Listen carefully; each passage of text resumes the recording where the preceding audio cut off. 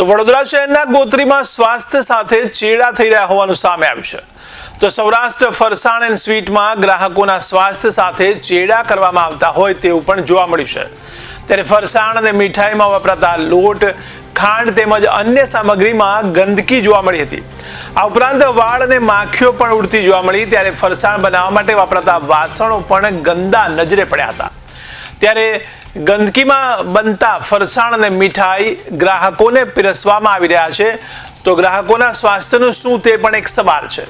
ત્યારે સામગ્રી સારી વાપરવાની તો વાત દૂર રહી, પણ એને સાફ કરવાનું પણ દુકાનદાર વિચાર સુદ્ધા કરતો નથી। ત્યારે આવી ખાદ્ય સામગ્રીને કારણે કોઈનું સ્વાસ્થ્ય જોખમાં આવે તો જવાબદાર કોણ, તેવા પણ સવાલો હાલ ઉઠી રહ્યા છે। તો વડોદરા શહેરના ગોત્રીમાં સ્વાસ્થ્ય સાથે ચેડા થઈ રહ્યા હોય તેવું જોવા મળી રહ્યું છે, જેમાં લોટ, ખાંડ અને અન્ય સામગ્રીમાં ગંદકી જોવા મળી છે। ત્યારે ફરસાણ બનાવવાના વાસણો પણ ગંદા હોવાનું સામે આવી રહ્યું છે।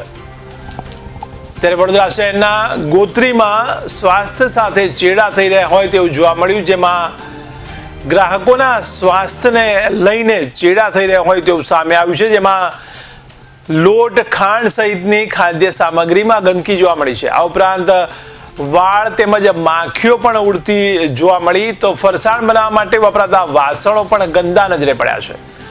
ત્યારે આ ગંદકીમાં બનતા ફરસાણ અને મીઠાઈ ગ્રાહકોને પીરસવામાં આવી રહ્યા છે। ત્યારે ગ્રાહકોના સ્વાસ્થ્યનું શું તે પણ એક સવાલ ઉઠી રહ્યો છે।